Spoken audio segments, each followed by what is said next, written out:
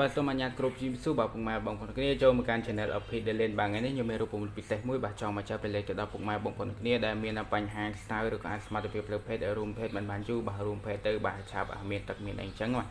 អញ្ចឹងខ្ញុំសូមណែនាំគាត់ពិសានៅរូបមន្តមួយនេះបាទពិសាឲ្យធ្វើឲ្យកម្លាំងរបស់យើងបាទ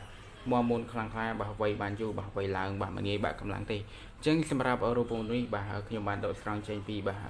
ខាងអបិយអឺរ៉ុបបាទគេចូលចិត្តធ្វើពិសាមែនទែនបាទព្រោះថាធ្វើពិសាទៅបាទបានផលហើយបាទមានកម្លាំងខ្លាំងខ្លាខ្ញុំក៏យកមកចែករំលែកទៅដល់ពុកម៉ែបងប្អូនគ្នាតែម្ដងទៅអញ្ចឹងរូបមន្តគឺមានបាទទឹកខ្មុំបាទទឹកខ្មុំក្រូចឆ្មាខ្ញី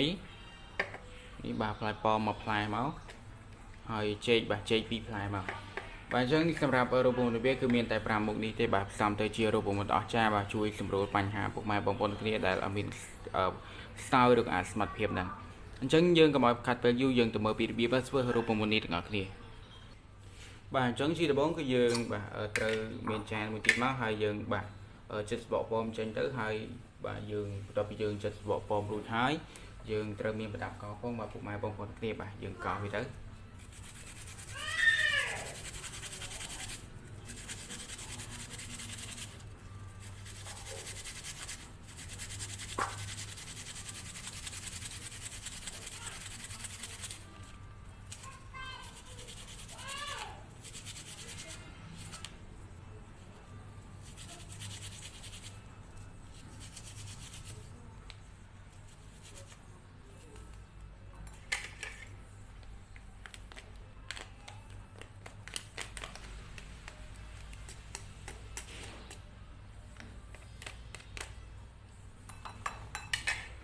បាទជាបន្តទៀតគឺយើងចិត្តស្បកខ្ញីបាទបន្ទាប់ពីយើងចិត្តស្បកខ្ញីរួចហើយយើងយកវាកោសពីគ្នា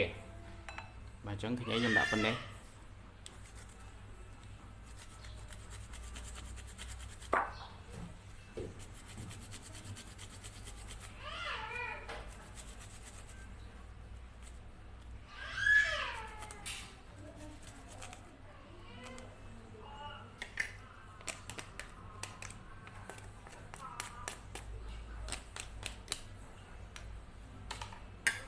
ចឹងយើងចិត្តចេកដាក់ទៅបាទ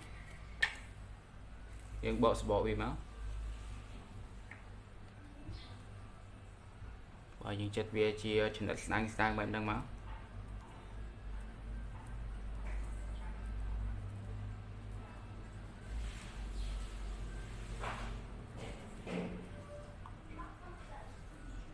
យើងដាក់2ផ្លែមកចេកបាទ2ផ្លែ3ផ្លែក៏បានដែរបាទស្នាច់តែចិត្តយើងទៅប៉ុណ្ណោះចង់ហូបច្រើនបើយើងដាក់ច្រើនទៅបើយើងហូបច្រើនបាទកម្លាំងរបស់យើងក៏ខ្លាំងទៅតាមនឹងដែរបាទយើងចិត្តក្រូចឆ្មាដាក់មកចំណិតទៅបាទអញ្ចឹងនេះក្រូចឆ្មាបាទយើងដាក់ច្បាច់ចូលវាទៅបាទ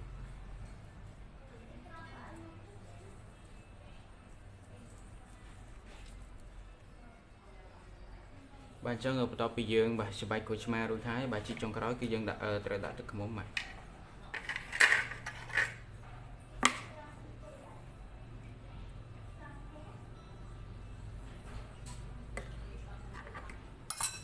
បាទទឹកខ្មុំគឺយើងដាក់តាមចំណង់ចូលចិត្តរបស់យើងបាទ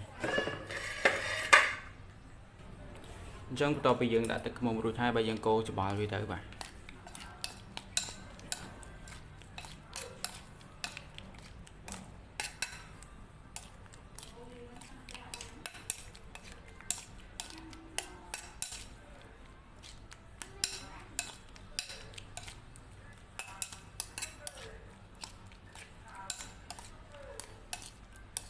អញ្ចឹងគឺយើងអាចពិសាបានហើយបាទយើងពិសាមុនពេលចូលគេងរយៈពេល20នាទីទៅបាទចាំយើងវៃឡើងហើយយើងពិសាបាទជារៀងរាល់ថ្ងៃធ្វើឲ្យកម្លាំងរបស់យើងបាទខ្លាំងក្លា